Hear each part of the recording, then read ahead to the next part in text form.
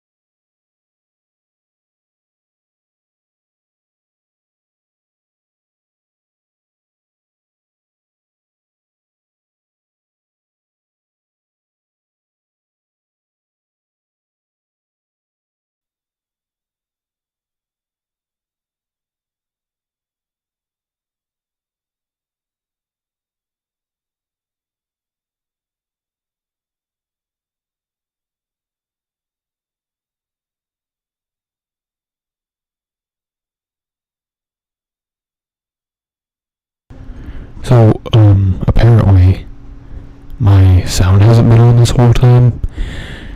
I have no way of knowing that because it's just like I can hear myself in my headset, but it's just whether or not it's just hard because whenever there's no one there in chat, I don't get any feedback, so I just go on and hope for the best. Hopefully I'm actually making sound now, though. I've been reading this whole time, and okay. Hopefully I am audible.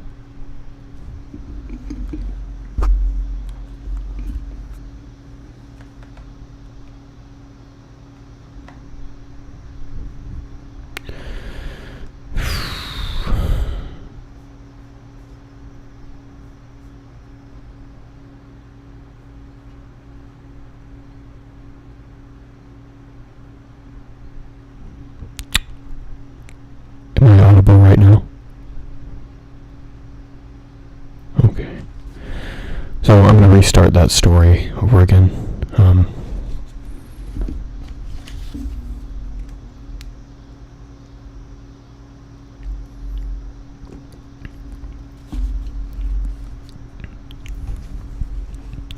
Okay. Yeah, so I don't know how much was actually heard at all before this point. So I'm gonna restart. So this is a very short story called The Statement of Randolph Carter. Okay.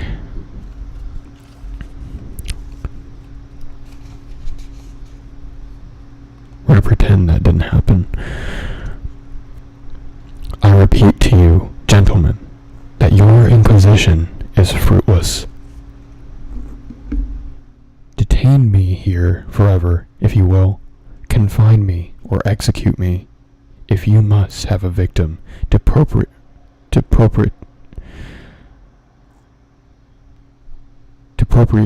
the illusion that you call justice. But I can say no more that I have said already.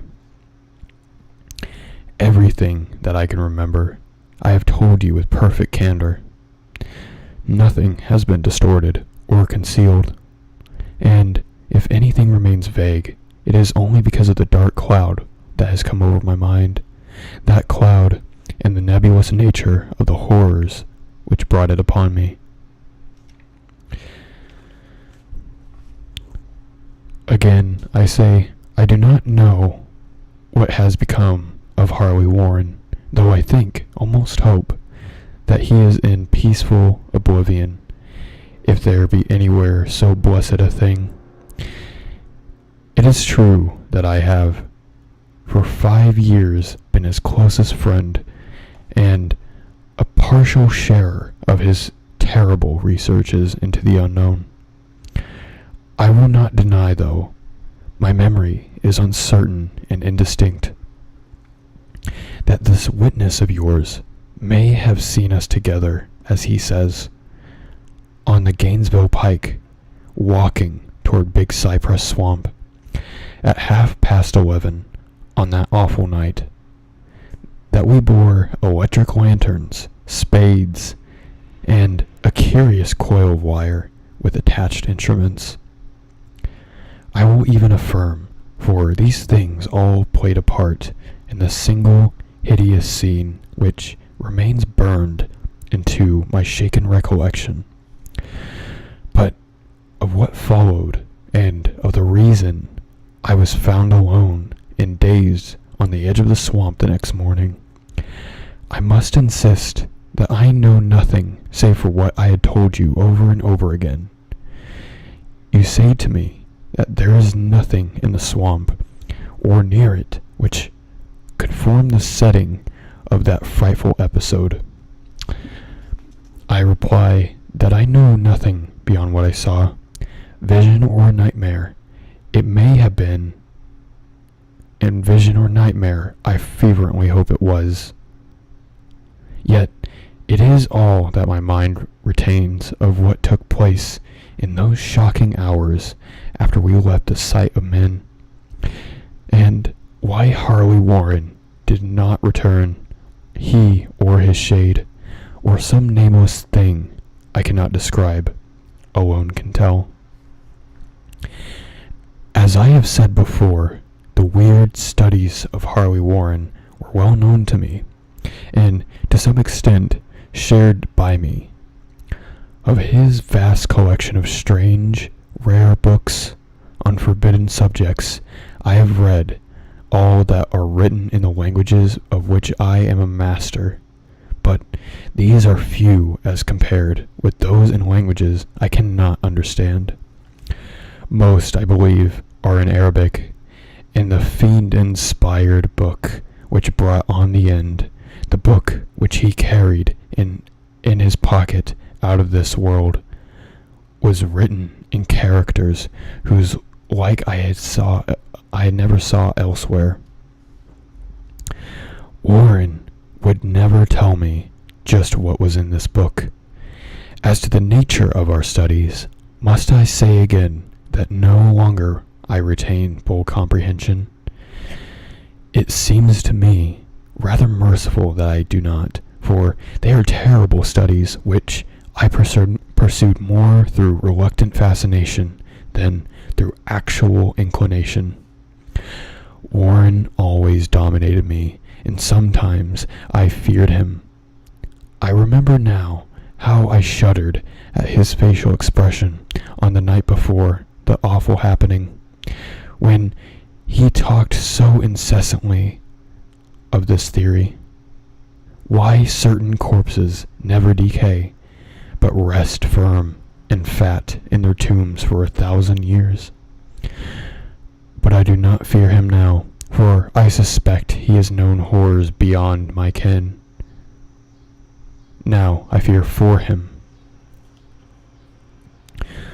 Once more, I say that I have no clear idea of our subject on that night.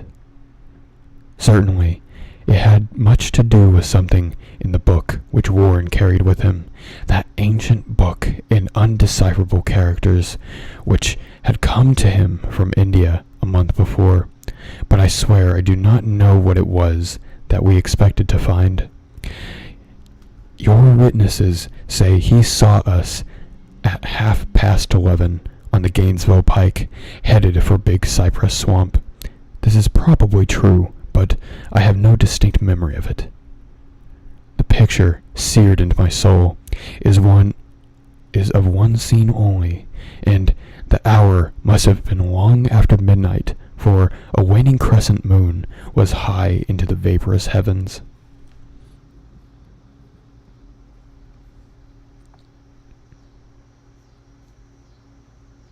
Sorry, one moment.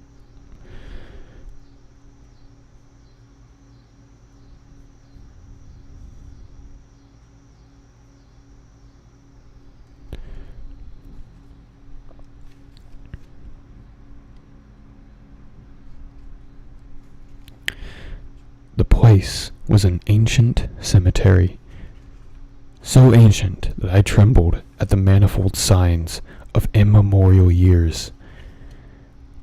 It was in a deep, damp hollow, overgrown with rank grass, moss, and curious creeping weeds, and filled with a vague stench which my idle fancy associated absurdly with rotting stone.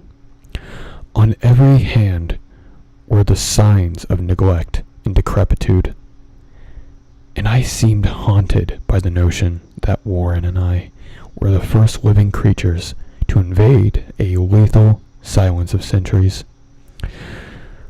Over the valley's rim, a wan, waning crescent moon peered through the noisome vapors that seemed to emanate from unheard-of catacombs, and by its feeble, wavering beams I could distinguish a repellent array of antique slabs, urns, cenotaphs, and mausolean facades, all crumbling, moss-grown, and moisture-stained.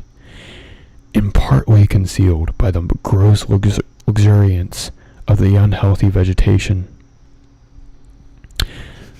My first vivid impression of my own presence in this terrible necropolis concerns the act of pausing with Warren before a certain half-obliterated sepulchre, and of throwing down some burdens which we seem to have been carrying.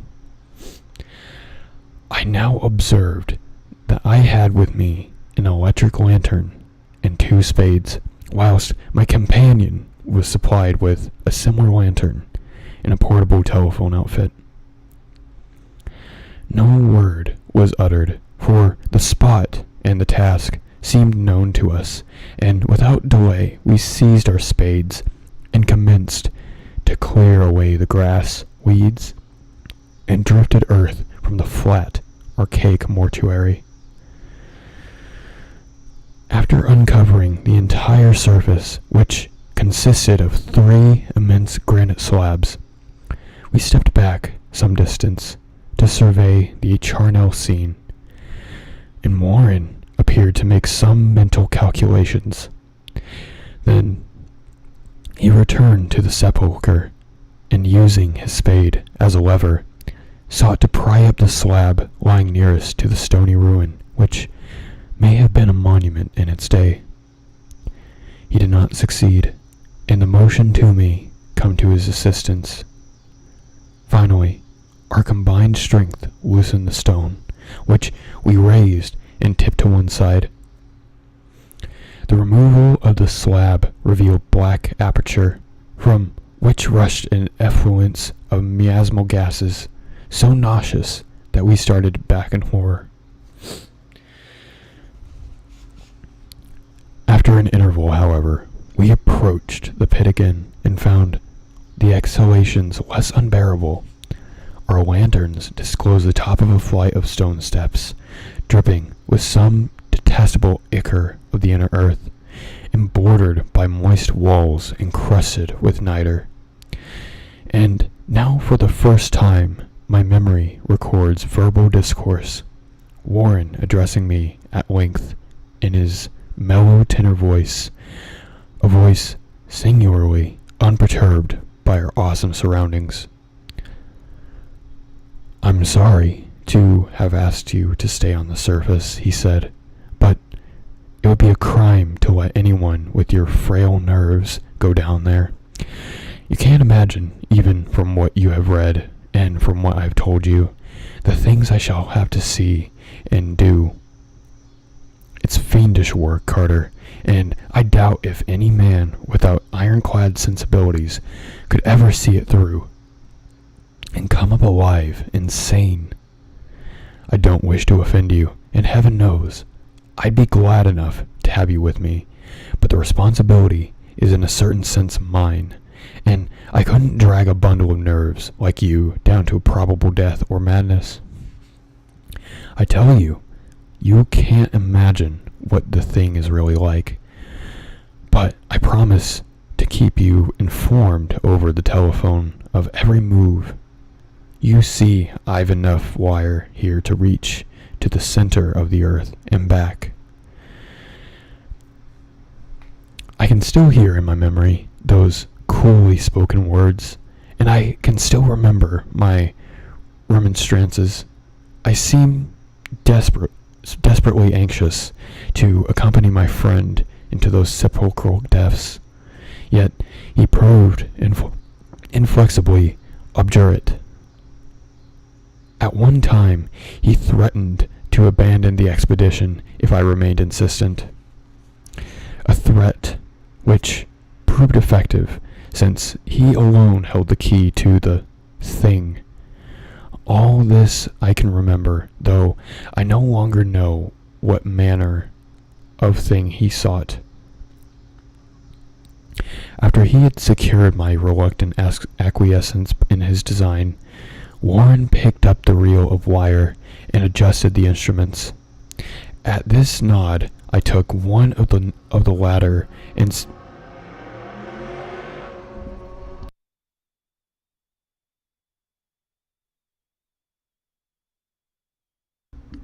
People who drive motorcycles are just the coolest. So awesome. I wish I were as cool as them.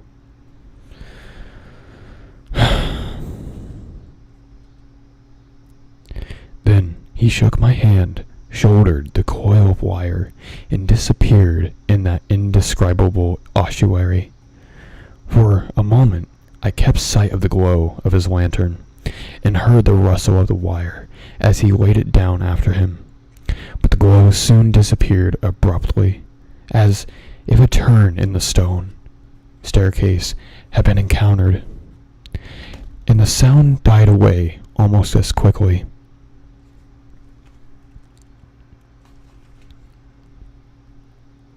I was alone, yet bound to the unknown depths by those magic strands whose insulated surface lay green beneath the struggling beams of that waning crescent moon. In the lone silence of that hoary, deserted city of the dead, my mind conceived the most ghastly fantasies and illusions, and the grotesque shrines and monoliths seemed to assume a hideous personality, a half-sentience. Amorphous shadows seemed to lurk in the darker recesses of the weed-choked hollow, and to flit in some blasphemous ceremonial procession past the portals of the moldering tombs in the hillside. Shadows which could not have been cast by that pallid, peering crescent moon. I constantly consulted my watch by the light of the electric lantern, and listened with feverish anxiety at the receiver of the telephone. But for more than a quarter of an hour heard nothing. Then a faint clicking came from the instrument, and I called down to my friend in a tense voice. Apprehensive as I was nevertheless unprepared for the words which came up from that uncanny vault in accents more alarmed and quivering than I had heard before from Harley Warren. He who had so calmly left me a little while previously, now called from below in a shaky whisper, more portentous than the loudest shriek. God, if you could see what I'm seeing. I could not answer. Speechless, I could only wait. Then came the frenzied tones again. Carter, it's terrible, monstrous, unbelievable. This time my voice did not fail me, and I poured into the transmitter a flood of excited questions. Terrified, I continued to repeat, Warren, what is it? What is it? Once more came the voice of my friend, still hoarse with fear, and now apparently tinged with despair. I can't tell you, Carter. It's too utterly beyond thought. I dare not tell you. No man could know it and live. Great God, I never dreamed of this. Stillness again, save for now my incoherent torrent of shuddering inquiry. Then the voice of Warren, a pitch of louder consternation. Carter, for the love of God, put back the slab and get out of there as quick as you can. Quick! Leave everything else and make for the outside. It's your only chance. Do as I say and don't ask me to explain. I heard, yet was unable to repeat my frantic questions. Around me were tombs in the darkness and the shadows. Below me, some peril beyond the radius of the human imagination. But my friend was in greater danger than I, and through my fear I felt a vague resentment that he should only deem me capable of deserting him under such circumstances. More clicking, and after a pause, a piteous cry from Warren. Beat it! For God's sake, put back the slab and beat it, Carter. Something in the boyish slang of my evidently stricken companion unleashed my faculties. I formed and shouted a resolution. "Warren, brace up, I'm coming down." But at this offer, the tone of my auditor changed to a scream of utter despair. "Don't. You can't understand. It's too late." "And my own fault. Put back the slab and run. There's nothing else you or anyone can do now." The tone changed again, this time acquiring a softer quality, as of hopeless resignation, yet it remained tense through anxiety for me. "Quick, before it's too late." I tried not to heed him, tried to break through the paralysis that held me, and to fulfill my vow to rush down to his aid. But his next whisper found me still held inert in the chains of stark horror. "Carter, hurry. It's no use. You must go. Better one than two. The slab." A pause, more clicking, then the faint voice of Warren.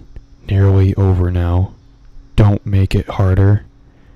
Cover up those damned steps and run for your life. You're losing time.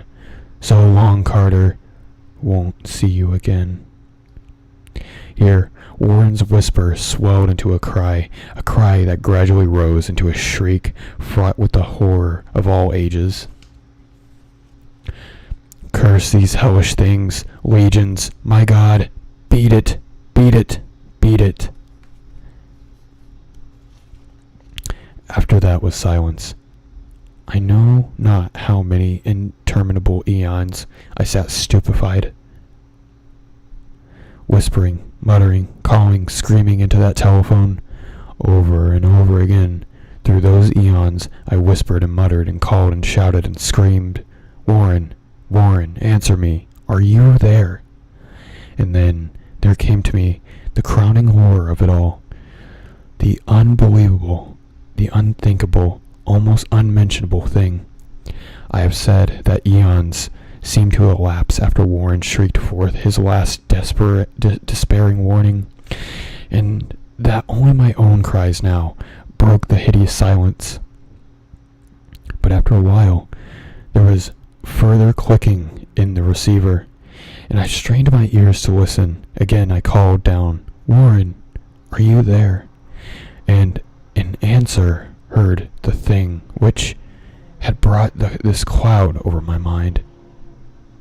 I do not try, gentlemen, to account for that thing, that voice, nor can I venture to describe it in any detail, since the first words took away my consciousness and created a mental blank which reaches to the time of my awakening in the hospital. Shall I say that the voice was deep, hollow, gelatinous, remote, unearthly, inhuman, disembodied? What shall I say? It was the end of my experience, and is the end of my story. I heard it, and I knew no more. Heard it as I sat petrified in the unknown cemetery in the hollow, amidst the crumbling stones and falling tombs, the rank vegetation and the miasmal vapors. Heard it well up from the innermost depths of that damnable open sepulchre as I watched amorphous, necrophagous shadows dance beneath an accursed waning moon. And this is what it said. "You fool, Warren is dead."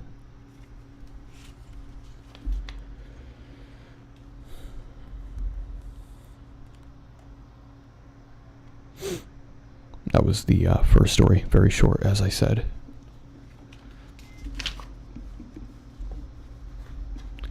Again, I apologize for the technical difficulties earlier.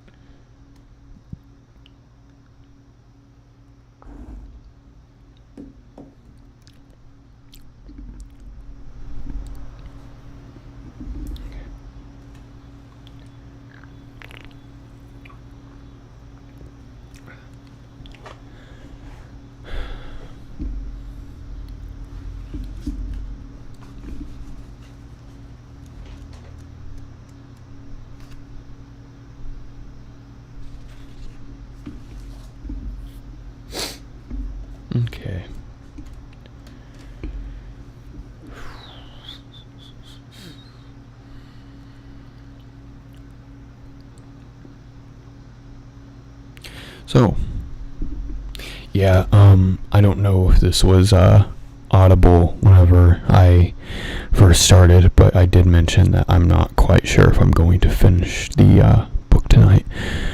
And turns out, since I have been up since 3:30 a.m., I'm probably not going to. I am feeling very tired, and I do work the next day, so I'm just gonna read this next story and probably just call it a night, I think. I hope that's okay.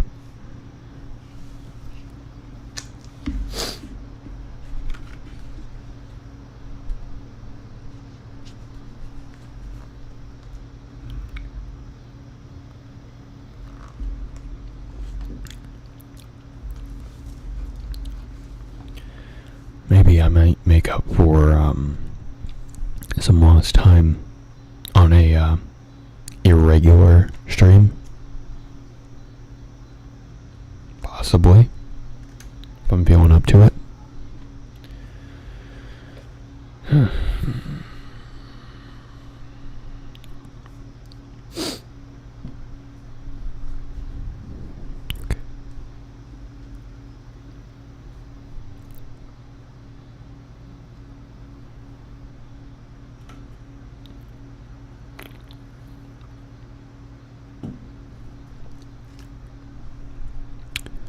So, this one is called The Silver Key. Another short one. A bit longer than the last one, but still short.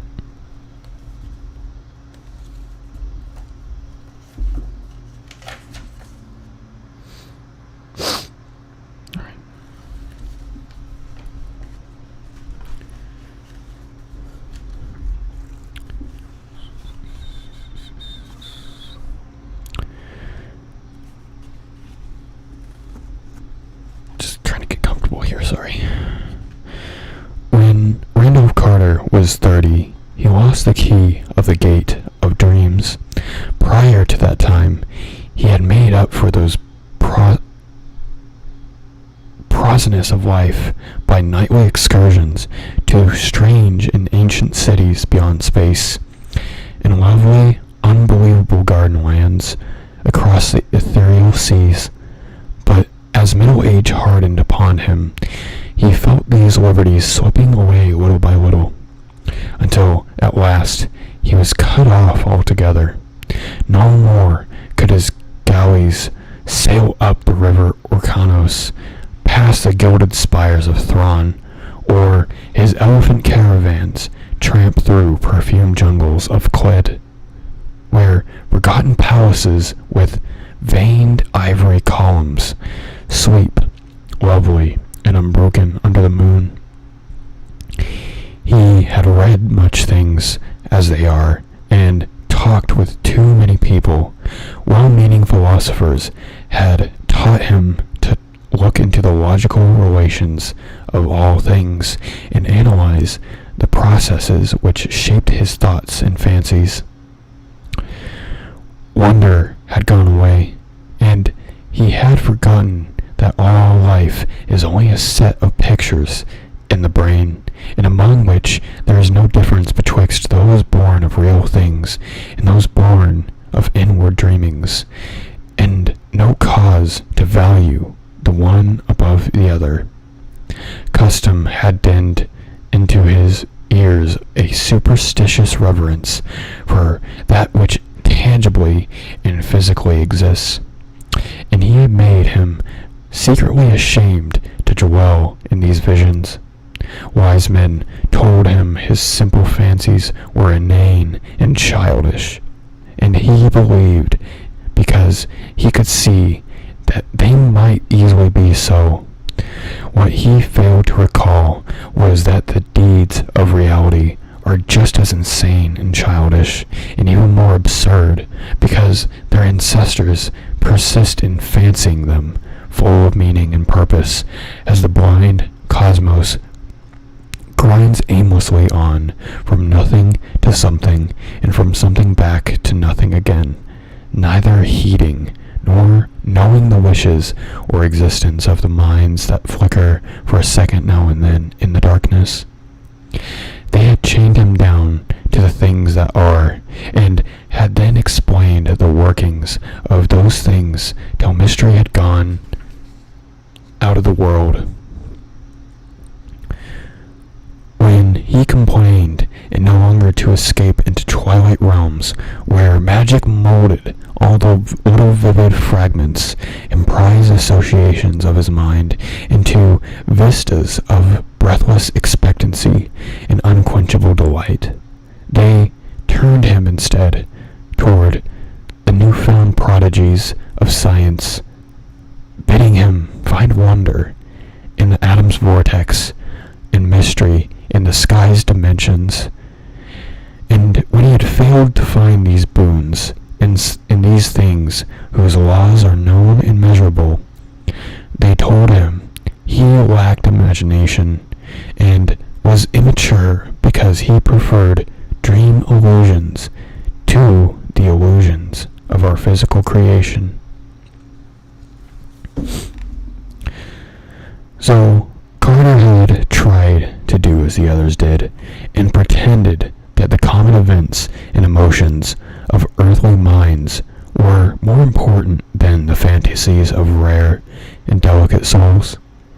He did not dissent when they told him that the animal pain of stuck pig or dyspeptic plowman in real life is a greater thing than the peerless beauty of Narath with its 100 carven gates and domes of Chalcedony, I think that's what it is, which he dimly remembered from his dreams, and under their guidance he cultivated a painstaking sense of pity and tragedy.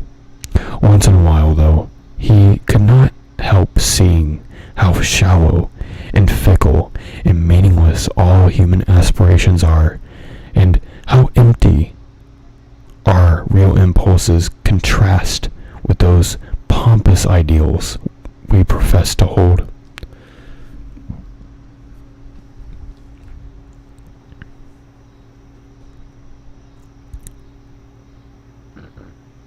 Sorry, I lost my place.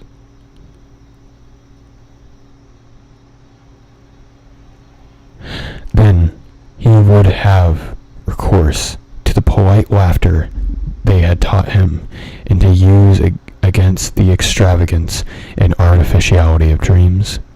For he saw that the daily life of our world is every inch as extravagant and artificial, and far less worthy of respect because of its poverty and beauty, and its silly reluctance to admit its own lack of reason and purpose.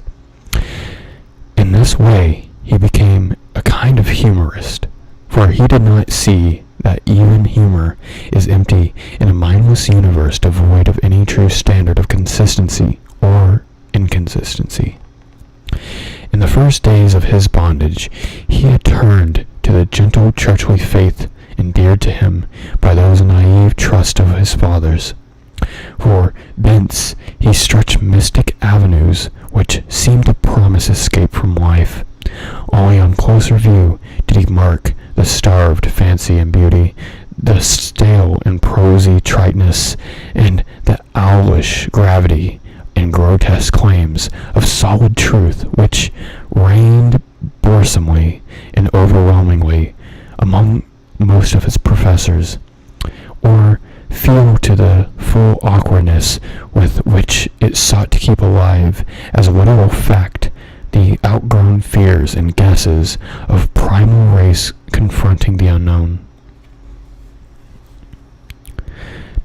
It wearied Carter to see how solemnly people tried to make earthly reality out of the old myths which every step of their boasted science confuted, and this misplaced seriousness killed the attachment he might have kept for the ancient creeds, had they been content to offer the sonorous rites and emotional outlets in their true guise of ethereal fantasy. But when he did come to study those who had thrown off the old myths, he found them even more ugly than those who had not. They did not know that beauty lies in harmony, and that loveliness of no life has no standard amidst an aimless cosmos, save only for the harmony with dreams and the feelings which have gone before and blindly molded our little spheres on the rest of chaos. They did not see that good and evil and beauty and ugliness are only ornamental fruits of perspective, whose sole value lies in their linkage to what chance made our fathers think and feel, and whose finer details are different for every race and culture. Instead, they either denied these things altogether or transferred them to the crude, vague instincts which they shared with the beasts and peasants, so that their lives were dragged valorously out in plain ugliness and disproportion, yet filled with a ludicrous pride at having escaped from something no more unsound than that which still held them.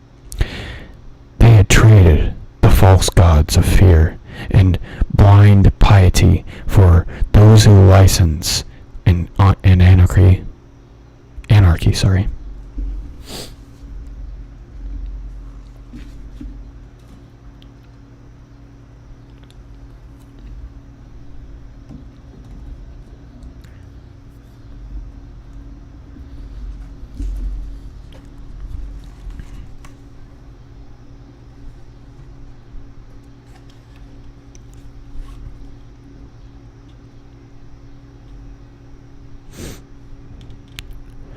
Carter did not taste deeply of these modern freedoms, for their cheapness and squalor sickened a spirit-loving beauty alone, while his reason rebelled at the flimsy logic with which their champions tried to gild brute impulse with a sacredness stripped from those idols that they had discarded.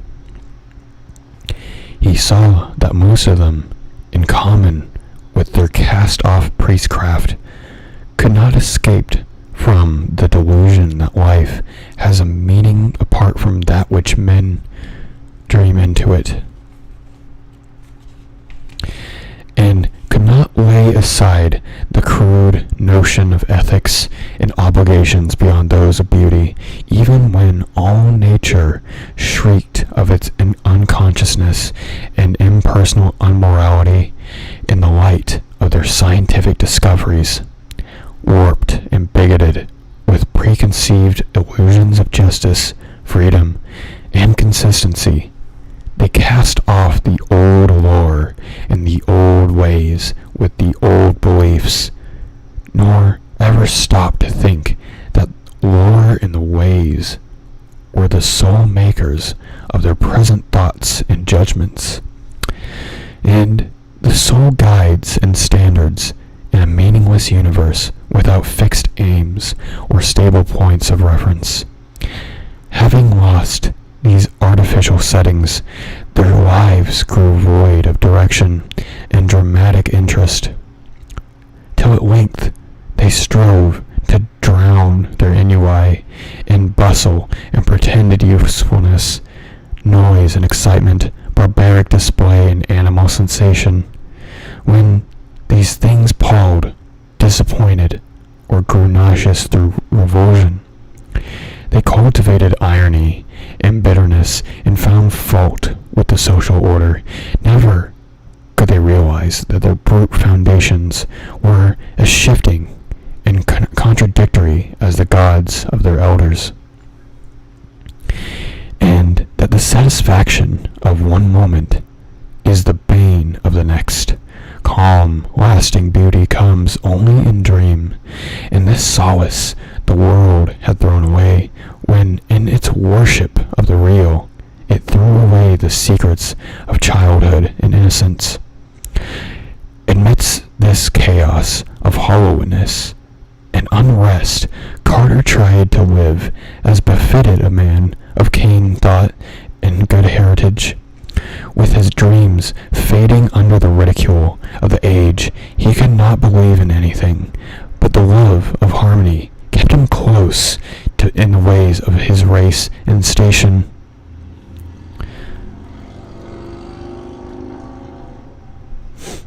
He walked impassive through the cities of men, and sighed because no vista seemed fully real, because every flash of yellow sunlight on tall roofs and every glimpse of balustrated plazas in the first lamps of the evening served only to remind him of dreams he had once known, and to make him homesick for ethereal lands he no longer knew how to find. Travel was only a mockery, and even the Great War stirred him but little, though he had served from the first in the Foreign Legion of France. For a while he sought friends, but soon grew weary of the crudeness of their emotions and the sameness and earthiness of their visions. He felt strangely glad that all his relatives were distant and out of touch with him, for they could not have understood his mental life. That is, none but his grandfather and great-uncle Christopher could, and they were long dead.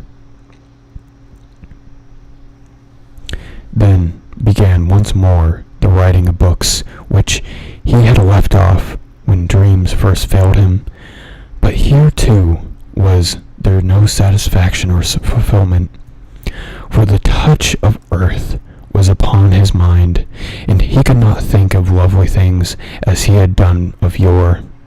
Ironic humor dragged down all the twilight minarets he had reared, and the earthy fear of improbability blasted all the delicate and amazing flowers in his fairy gardens.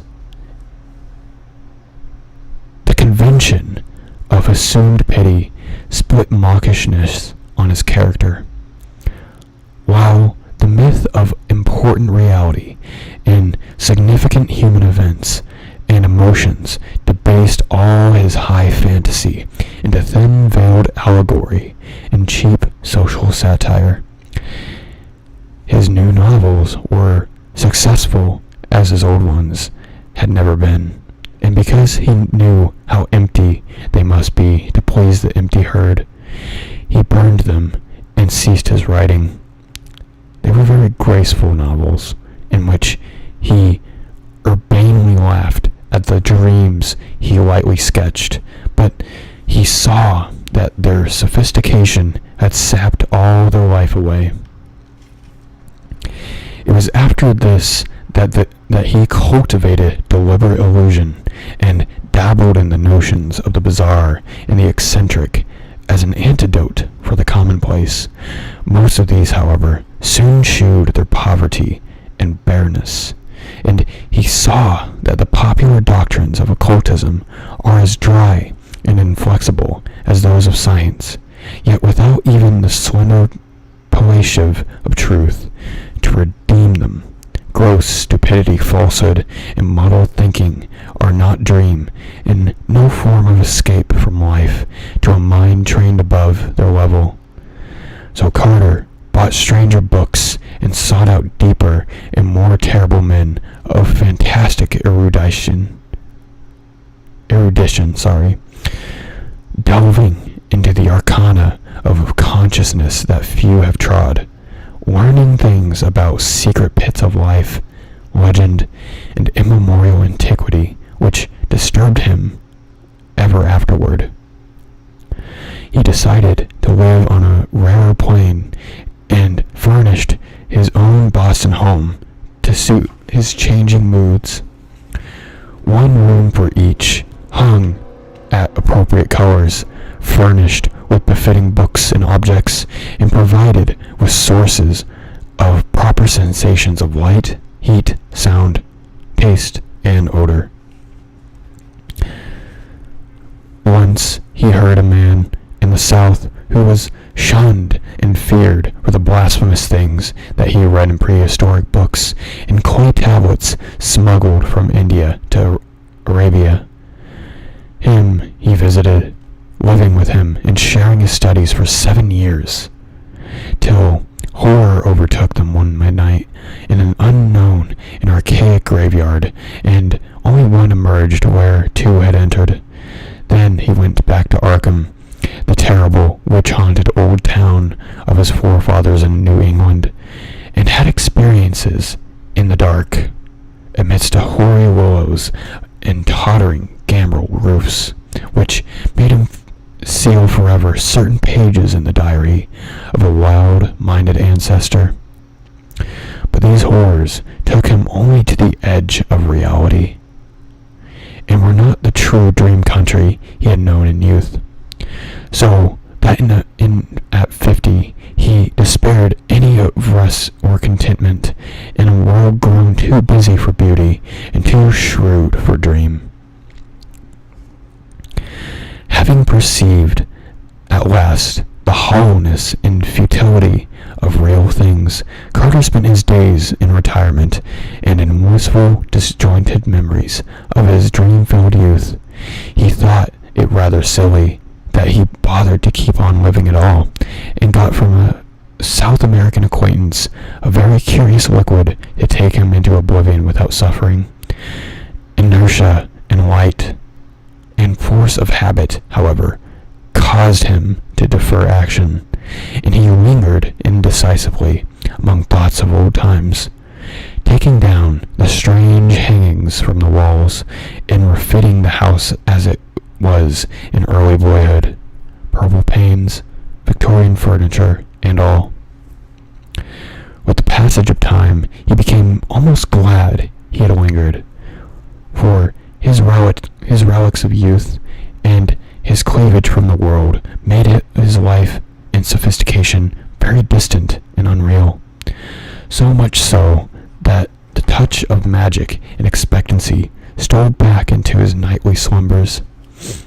For years, those slumbers had known only such twisted reflections of everyday things as the commonest slumbers know, but now there returned a flicker of something stranger and wilder, something of vaguely awesome imminence, which took the form of a tensely clear picture from his childhood days, and made him think of little inconsequential things that he had long forgotten. He would often awake calling for his mother and grandfather, both in their graves, a quarter of a century.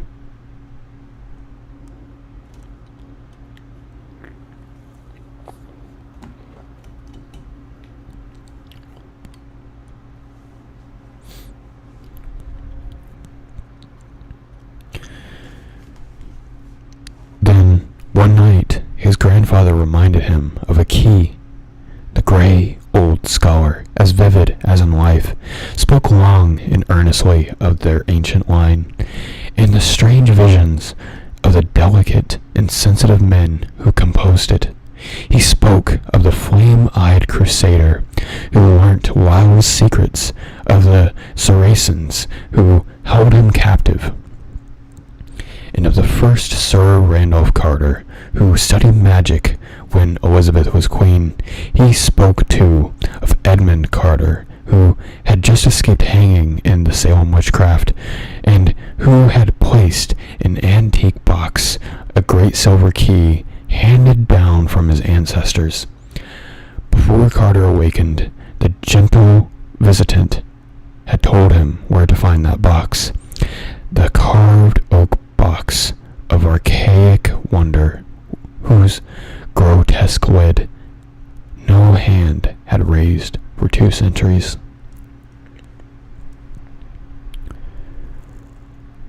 In the dust and shadows of the great attic, he found it, remote and forgotten, at the back of a drawer in a tall chest. It was about a foot square, and its Gothic carvings were so fearful that he did not marvel no person since Edmund Carter had dared to open it.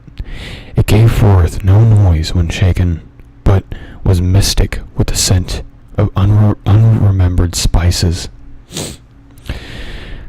That it was held a key was indeed only a dim legend, and Randolph Carter's father had never known such a box existed. It was bound in rusty iron, and no means was provided for working the formidable lock. Carter vaguely understood that he would find within some key to the lost gate of dreams, but of where and how to use its grandfather, or to use it, his grandfather had told him nothing.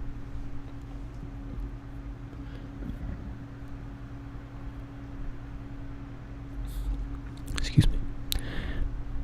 An old servant forced the carven lid, shaking as he did so at the hideous faces leering from behind the blackened wood, and at some unplaced familiarity. Inside, wrapped in discolored parchment, was a huge key of tarnished silver, covered with cryptical arabesques, but of any legible explanation there was none.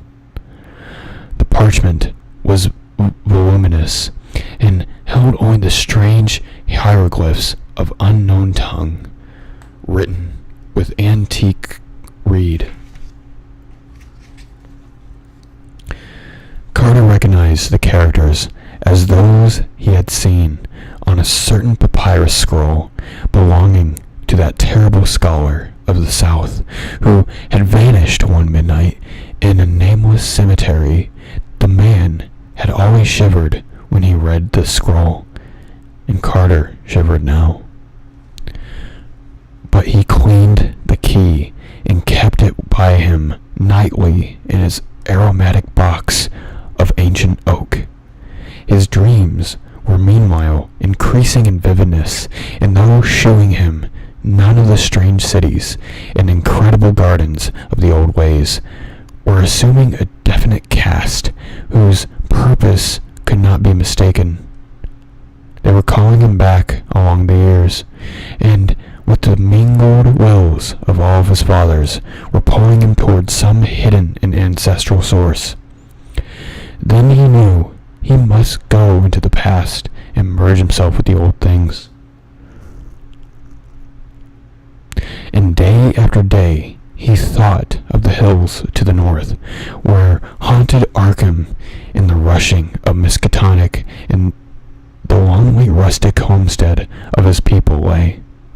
In the brooding fire of autumn, Carter took the old remembered way, past graceful lines of rolling hill, and stone-walled meadow, distant vale, and hanging woodland, curving road, and nestling farmstead, and the crystal windings of the Miskatonic, crossed here and there by rustic bridges of wood or stone. At one bend he saw the group of giant elms, among which an ancestor had oddly vanished a century and a half before, and shuddered as the wind blew meaningly through them. Then there was the crumbling farmhouse of old Goody Fowler, the witch, with its little evil windows and great roof sloping nearly to the ground on the north side. He speeded up his car as he passed it, and did not slacken till he had mounted the hill where his old white house still looked proudly across the road at the breathlessly lovely panorama of rocky slope and verdant valley, with the distant spires of Kingsport on the horizon and hints of the archaic, dream-laden sea in the farthest background.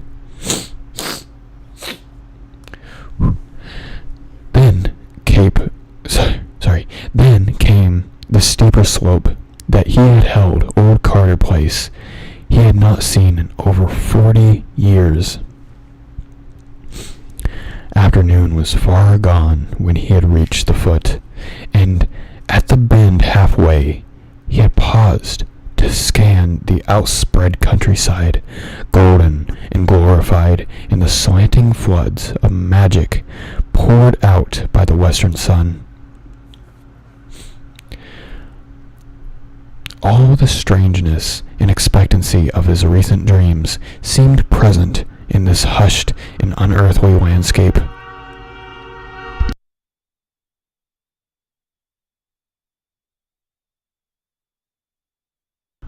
Sorry, sirens. I know you guys don't want to hear that, so muted it for a sec. All the strangeness and expectancy of his recent dreams seemed present in this hushed and unearthly landscape, and he thought of the unknown solitudes of other planets as his eyes traced out of the velvet and deserted lawns, shining undulant between their tumbled walls and clumps of fairy forests, setting off far lines of purple hills beyond hills, and the spectral wooded valleys dipping down in the shadow to dank hollows where trickling waters crooned and gurgled among swollen and distorted roots. Something made him feel that motors did not belong in the realm that he was seeking, so he left his car at the edge of the forest, and putting the great key in his coat, he walked up on the hill. Woods now engulfed him utterly, though he knew the house was on a high knoll and cleared the trees except to the north. He wondered how it would look, for it had been left vacant and unattended through the neglect since the death of his strange great-uncle 30 years before. In his boyhood, he had reveled through the long visits there, and had found weird marvels in the woods beyond the orchard. Shadows thickened around him, for the night was near. Once a gap in the trees opened up in the night, so that he saw across leagues of twilight meadow and spied the old congregational steeple on Central Hill in Kingsport. Pink with the last flush of day, the panes of the little round windows blazing with reflected fire.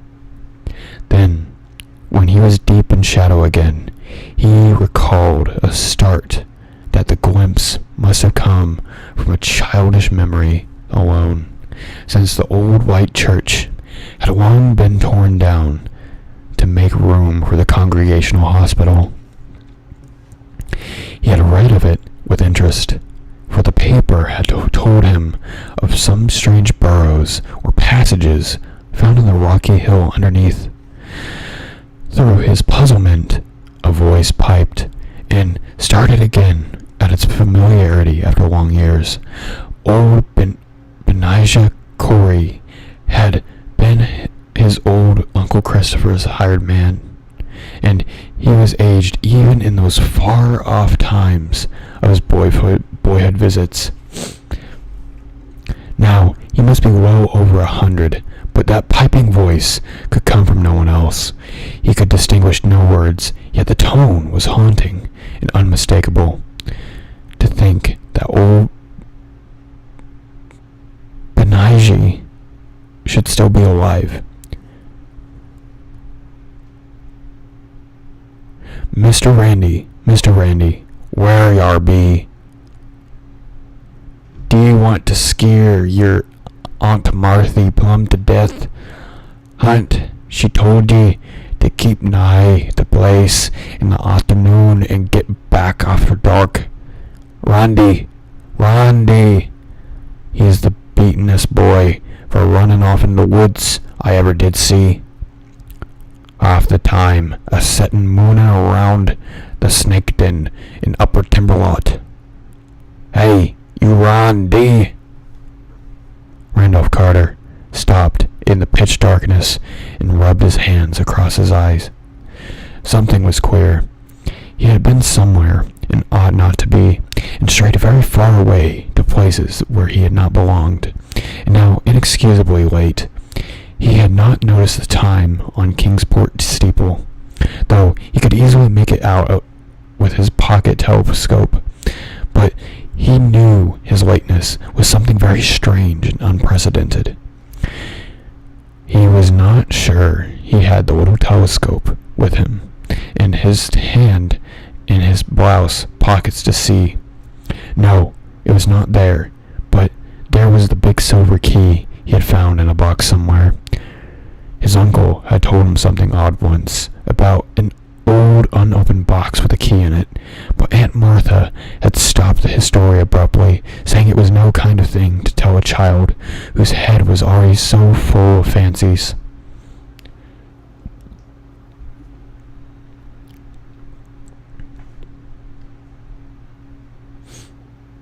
He tried to recall just where he found the key, but something seemed very confused.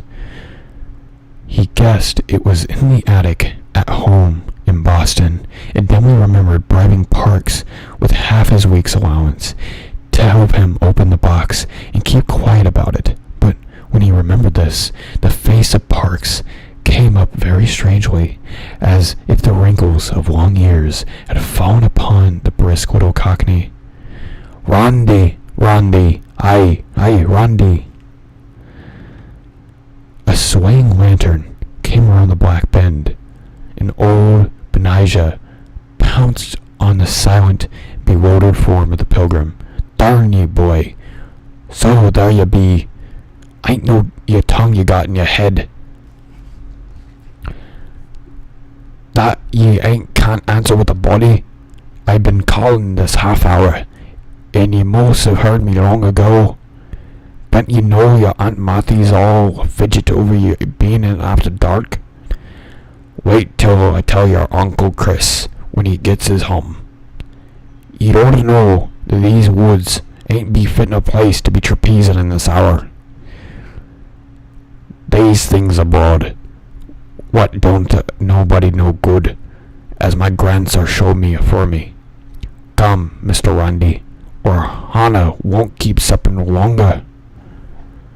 So Randolph Carter was marched up the road where wandering stars glimmered through high autumn boughs, and dogs barked in yellow light of small paned windows shone out from farther turn, and Pleiades twinkled across open knoll where a great gambrel roof stood black against the dim west. Aunt Martha was in the doorway and did not scold too hard when Benijah shoved the truant in.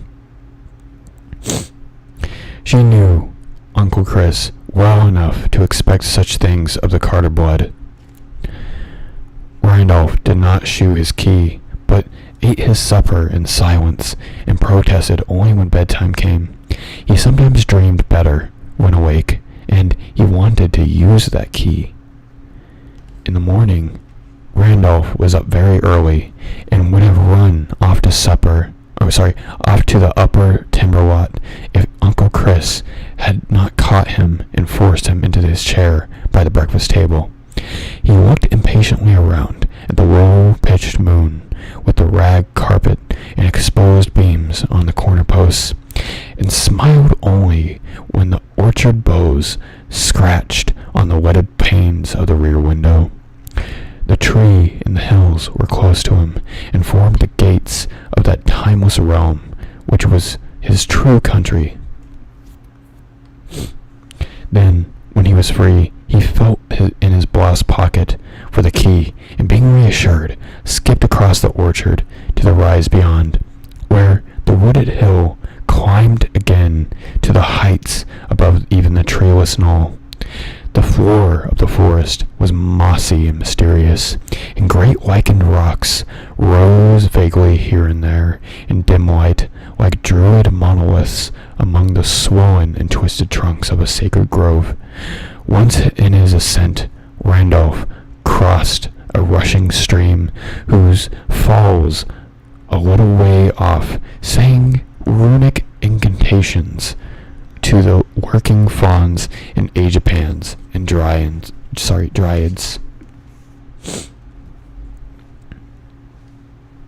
Then he came to the strange cave in the forest slope. the dreaded snake den which country folk shunned, and away from which Benijah had warned him again and again. It was deep, far deeper than anyone but Randolph suspected, for the boy had found a fissure in the farthermost black corner that led to a loftier grotto beyond, a haunting and sepulchral place whose granite walls held a curious illusion of conscious artifice. On this occasion he crawled in as usual, lighting his way with matches filched from the sitting room match safe, and edging through the final crevice with an eagerness hard to explain even to himself. He could not tell why he approached the farther wall so confidently, or why he was instinctively drew forth the great silver key as he did so, but on he went, and when he danced back to the house at that night, he offered no excuses for his lateness, nor heeded in the least the reproofs he gained for ignoring the noontide dinner altogether. Now, it is agreed by all distant relatives of Randolph Carter that something occurred to heighten his imagination in his 10th year.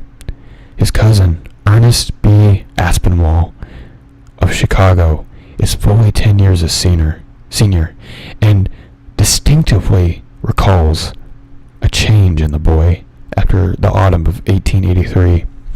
Randolph looked on scenes of fantasy that few others can ever behold, and stranger still were some of the qualities which he shewed in relation to very mundane things. He seemed, in fine, to have picked up an odd gift of prophecy, and reacted unusually to things which, though all the time without meaning, were later found to justify singular impressions.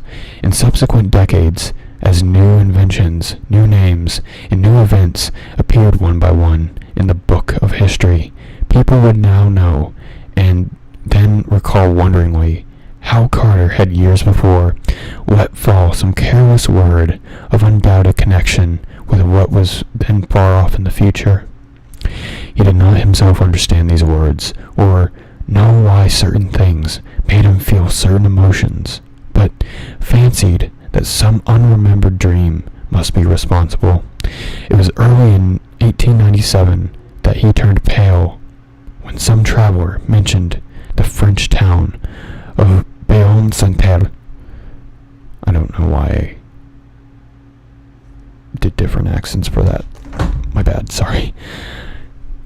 And friends remembered it when he was almost mortally wounded there in 1916, while serving with the Foreign Legion in the Great War.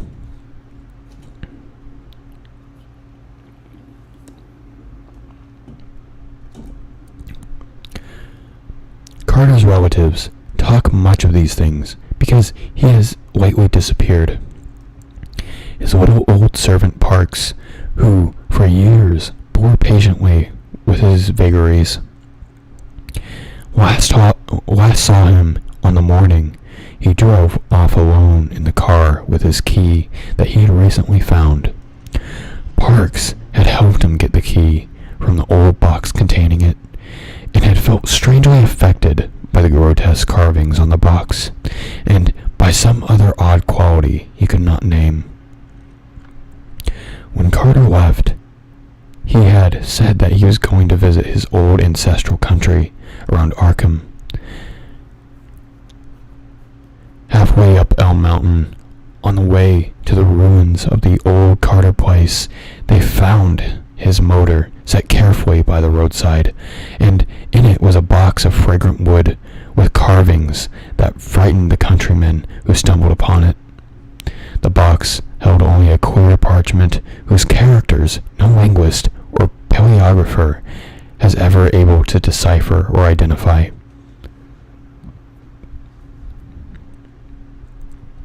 Rain had long effaced any possible footprints, though Boston investigators had something to say about evidences or disturbances among the fallen timbers of the Carter place.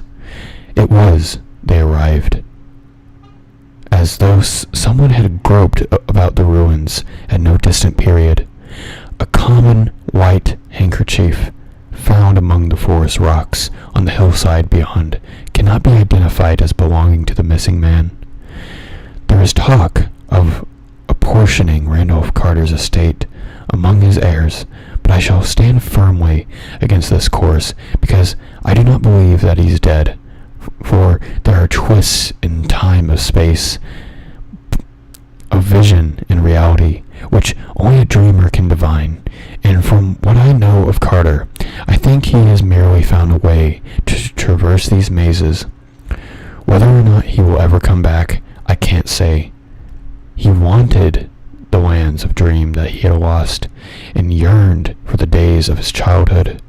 Then he found a key, and I somehow believe he was able to use it to strange advantage. I shall ask of him when I see him, for I expect to meet him shortly in a certain dream city we both used to haunt. It is rumored in Ulthar, beyond the river sky, that a new king reigns on the opal throne of Ilakvad, that fabulous town of turrets atop the hollow cliffs of glass overlooking the twilight sea, wherein the bearded and finny Nori build their singular labyrinths, and I believe I know how to interpret this rumor. Certainly, I look forward impatiently to the sight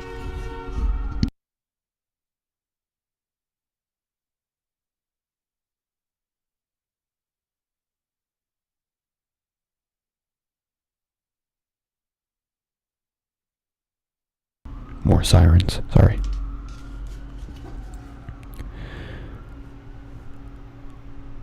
I look forward impatiently to the sight of that great silver key, for in its cryptical arabesques there may stand symbolized all the aims and mysteries of blindly impersonable cosmos. That was the silver key.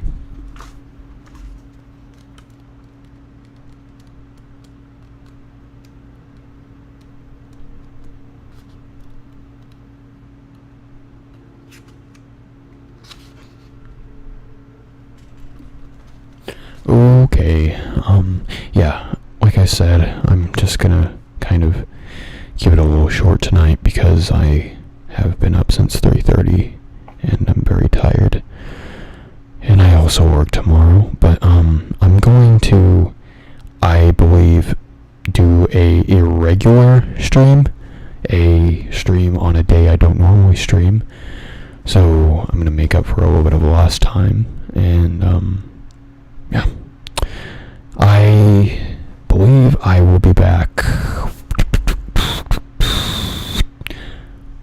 let's say Saturday, and yeah, we can finish the Randolph Carter Tales. There's only 2 more stories to read. One is an average-sized one, and one is a very short, 4 pages, so, yeah. Again, I apologize for not going quite as long tonight, but I'm very sleepy, so I'm gonna just go ahead and call it a night. Yeah, hope you enjoyed. Thanks for joining me.